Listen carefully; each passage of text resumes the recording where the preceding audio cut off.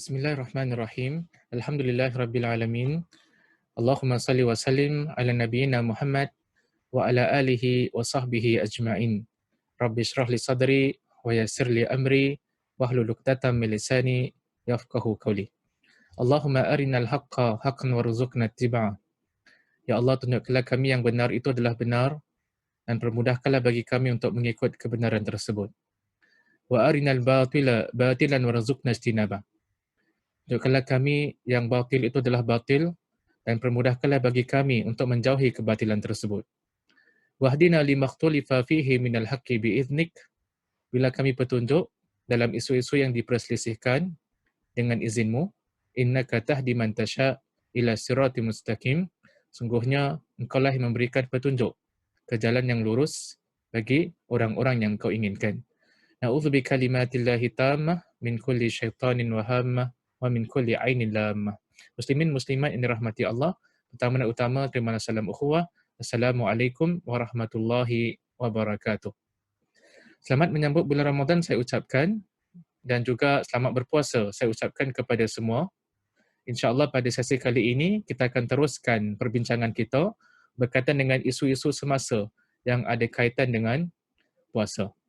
Kalau pada sesi yang pertama, kita dah bahaskan tentang isu-isu perkara-perkara yang masuk ke dalam badan melalui mulut, sama ada dia membatalkan puasa ataupun tidak.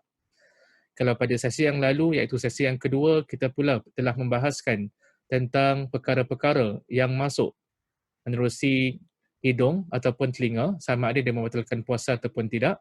Maka pada sesi kali ini, insya-Allah ta'ala, kita nak menerokai beberapa lagi isu-isu yang baru, insya-Allah ta'ala. Pada hari ini insya-Allah ta'ala, kita nak bahaskan tentang perkara-perkara yang masuk ke dalam badan melalui mata dan kulit. Adakah perkara-perkara tersebut membatalkan puasa ataupun tidak? Secara khususnya kita ingin memberikan perhatian kepada 4 isu. Yang pertama adalah penggunaan ubat titisan mata ataupun eye drop. Yang kedua adalah tentang injection ataupun suntikan. Yang ketiga adalah penggunaan minyak gosok, ubat sapu dan juga plaster pada siang hari bulan Ramadan. Adakah dia membatalkan puasa? Dan yang keempat adalah tentang tube yang dimasukkan ke saluran jantung ataupun yang dipanggil sebagai endoskop. Adakah dia membatalkan puasa ataupun tidak? Kita nak mulakan dengan yang pertama terlebih dahulu berkaitan dengan eye drop ataupun ubat titisan mata. Jadi di sini ada satu soalan, adakah penggunaan ophthalmic drop ataupun eye drop ini membatalkan puasa ataupun tidak? Jadi kata para ulama, eye drop ni dia ada pelbagai jenis. Salah satu jenisnya adalah untuk merawat eye infection. Kan? Jadi kalau sekiranya kita menggunakan eye drop, tak kisahlah untuk merawat eye infection ataupun untuk tujuan-tujuan yang lain, adakah itu membatalkan puasa ataupun tidak? Terlebih dahulu, suka kita kongsi dengan antum yang isu tentang penggunaan eye drop ini, sama ada dia batal puasa ataupun tidak, adalah sesuatu yang diperselisihkan oleh para ulama kita. Tidak ada kesepakatan di kalangan para ulama kontemporari. Itu bermakna ada sebahagian ulama lebih cenderung kepada pandangan mengatakan dia batal, manakala sebahagian ulama yang lain mengatakan penggunaan eye drop tidak membatalkan puasa. Bagi ulama-ulama yang mengatakan penggunaan eye drop membatalkan puasa, mereka kiaskan dengan penggunaan celak. Jadi menurut mereka, penggunaan celak pada siang hari bulan Ramadan boleh membatalkan puasa kalau sekiranya sampai ke tekak. Kan? Cuma sebagaimana kita katakan tadi, isu ini diperselisihkan oleh para ulama. Sebahagian golongan ulama pula mereka tidak setuju dengan hujah yang dibawa oleh golongan yang pertama ini. Jadi sebahagian di kalangan ulama mereka mengatakan isu sama ada penggunaan celak mata ini membatalkan puasa ataupun tidak adalah satu isu yang diperselisihkan oleh para ulama kita. Jadi since dia adalah perkara yang diperselisihkan oleh para ulama kita, tidak boleh kan kita gunakan contoh tersebut sebagai dalil dalam kias. Senang kata, tidak boleh dikiaskan, tidak boleh dibandingkan penggunaan celak. Kita kiaskan penggunaan ubat titisan mata dengan penggunaan celak adalah dua isu yang berbeza, tak boleh dikiaskan. Jadi menurut sebahagian di kalangan ulama, antaranya adalah International Union for Muslim Scholars, penggunaan eye drop ataupun obat titisan mata itu tidak membatalkan puasa dengan beberapa hujah. Ini merupakan pandangan ramai di kalangan para ulama kontemporari. Di antara para ulama semasa yang berpegang dengan pandangan semikian adalah Dr. Wahbah Az-Zuhaili rahimahullahu taala. Jadi bagi golongan ulama yang mengatakan penggunaan obat titisan mata tidak membatalkan puasa, mereka mengatakan rongga mata tidak mampu menampung lebih daripada satu titisan obat sahaja.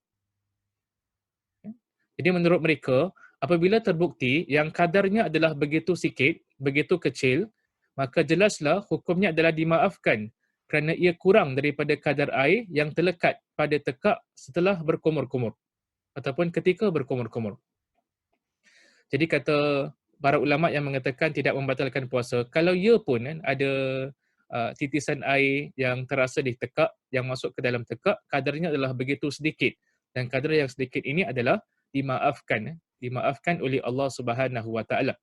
Justru dia tidak membatalkan puasa seseorang.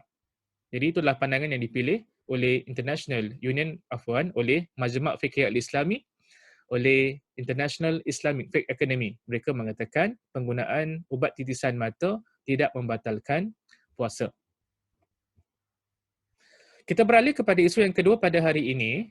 Jadi orang bertanya, adakah injection, suntikan, rawatan membatalkan puasa ataupun tidak? Jadi sebelum kita boleh menjawab sama ada batal ataupun tidak, kita perlu tahu tentang jenis-jenis injection yang ada.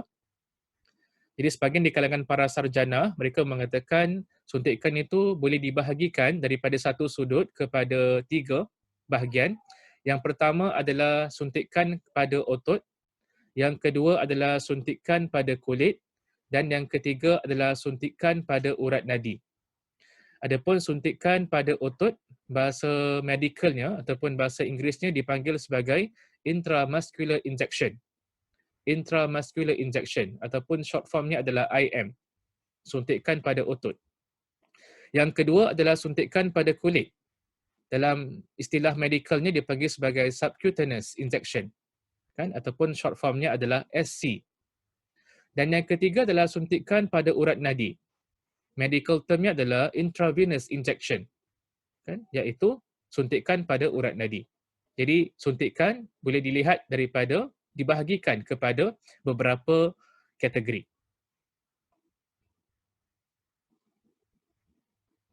Kata para ulama kita, antaranya adalah International Islamic Fiqh Academy, mereka mengatakan hukum asal bagi suntikan sama ada pada otot ataupun pada kulit, hukum asalnya adalah suntikan ini tidak membatalkan puasa. Kenapa tak batal puasa? Kerana mereka mengatakan pada asalnya ibadah puasa dianggap sebagai sah sehingga terdapat dalil, sehingga terdapat bukti yang mengatakan yang puasa tersebut batal. Mereka menambah, jarum suntikan dia ni bukan makanan dan dia juga bukan minuman. Dan dia juga bukan termasuk dalam erti kata makanan ataupun minuman. Jadi mereka mengatakan yang since dia bukan makanan, dia bukan minuman, maka hukum asalnya adalah puasa tersebut adalah sah dan puasa tersebut adalah tidak batal. Yang menjadi perselisihan di kalangan para ulama kita berkaitan dengan suntikan, yang berkaitan dengan injection ini adalah suntikan yang mengandungi makanan pada urat nadi.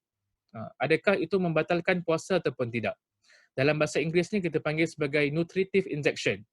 Jadi kalau jenis suntikan yang ada unsur-unsur makanan dimasukkan ke dalam badan, adakah itu membatalkan puasa ataupun tidak?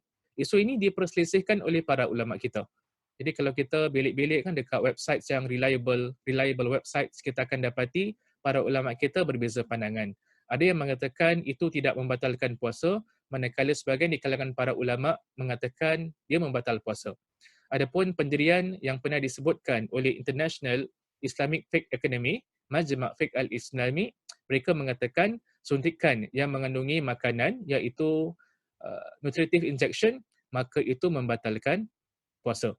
Jadi according to International Islamic Fiqh Academy, semua jenis suntikan tidak membatalkan puasa kecuali jenis suntikan yang mengandungi bahan-bahan makanan ataupun dipanggil sebagai nutritive injection yang membatalkan puasa.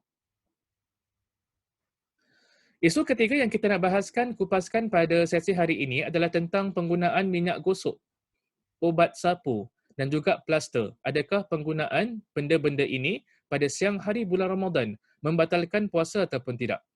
Jadi kalau orang pakai minyak kapur, kalau orang sapu minyak zaitun dan olive oil pada kulitnya, adakah itu membatalkan puasa? Ataupun kalau dia ada luka, ada kecederaan, kemudian dia gunakan plaster, adakah itu membatalkan puasa ataupun tidak? Dalam isu ini, ramai di kalangan para ulama kita berpandangan yang penggunaan perkara-perkara tadi, iaitu minyak gosok, ubat sapu dan juga plaster, dia tidak membatalkan puasa. Kan? Mereka mengatakan di dalam kulit terdapat saluran darah dan sesuatu yang disapu di atas kulit akan menyerap masuk ke dalam darah melalui pembuluh-pembuluh darah. Penyerapan yang berlaku ini begitu lambat sekali. Jadi according to para ulama yang mengatakan tak batal, sekiranya suntikan secara langsung pada darah tidak membatalkan puasa, maka adalah lebih utama kiranya minyak gosok, ubat sapu dan penggunaan plaster lebih layak ataupun lebih utama untuk kita mengatakan adalah tidak membatalkan puasa. Kan, jadi penggunaan minyak gosok, ubat sapu dan plaster tidak membatalkan puasa menurut ramai di kalangan para ulama kontemporari. Isu yang keempat yang nak kongsi pada hari ini juga merupakan isu yang terakhir adalah tentang penggunaan memasukkan tube yang kecil ke dalam saluran jantung. Adakah dia membatalkan puasa ataupun tidak? Kan, ataupun yang dipanggil sebagai endoskop. Endoskop ni kita pernah bincangkan pada sesi-sesi yang lalu. Cuma sesi yang lalu yang kita bahaskan tentang endoskop adalah endoskop yang dimasukkan ke dalam perut. Kan? Tapi endoskop yang kita masukkan dekat dalam isu ini adalah endoskop yang dimasukkan kepada saluran jantung.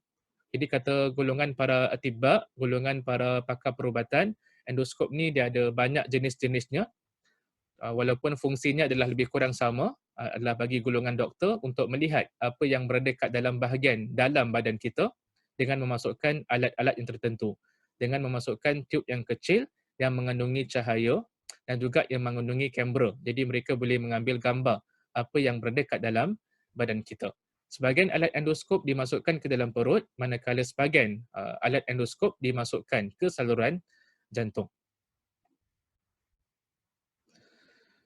Para ulama kita berbincang berkaitan dengan isu ini, mereka menyimpulkan memasukkan tube ke dalam saluran jantung untuk mengambil gambar, rawatan ataupun tujuan lain, dia tidak membatalkan puasa. Apakah hujah mereka? Mereka mengatakan tube tersebut adalah dia bukan makanan dan dia juga bukan minuman. Dan dia bukan juga menduduki makna kedua-duanya. Tak boleh kita kiaskan penggunaan tube ni, tube yang kecil ini dengan makanan. Dia adalah dua perkara yang berbeza. Jadi oleh kerana dia adalah dua perkara yang berbeza, maka tak boleh kita mengatakan yang penggunaan endoskop yang dimasukkan ke dalam saluran jantung, dia tidak membatalkan puasa. Menurut pandangan International Islamic Fiqh Academy, penggunaan endoskop yang dimasukkan ke dalam saluran jantung itu, dia tidak membatalkan puasa. Jadi sebagai rumusan pada sesi kita hari ini, ada beberapa perkara yang kita bahaskan. Kita nak simpulkan penggunaan eye drop, penggunaan suntikan injection, minyak gosok, ubat sapu, plaster dan tube yang dimasukkan ke saluran jantung ataupun yang dipanggil sebagai endoskop tidak membatalkan puasa. Tetapi suntikan yang mengandungi makanan pada urat nadi yang dipanggil sebagai nutritive injection itu adalah isu yang diperselisihkan oleh para ulama. Cuma according to International Islamic Fiqh Academy, Majma' Fiqh Al-Islami, suntikan jenis nutritive injection ini dia membatalkan puasa kerana seolah-olah dia menyalurkan bahan-bahan makanan kepada badan seseorang. Jadi sampai di sini yang ingin saya kongsi dalam pertemuan kita pada kali ini.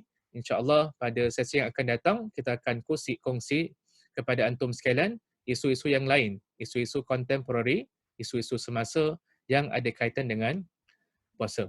Sampai di sini saja saya berpada setakat di sini. Kita tutup dengan tasbih kafarah. Subhanakallahumma wa bihamdika asyhadu an la ilaha illa anta astaghfiruka wa atubu ilaik. Sekian, assalamualaikum warahmatullahi wabarakatuh.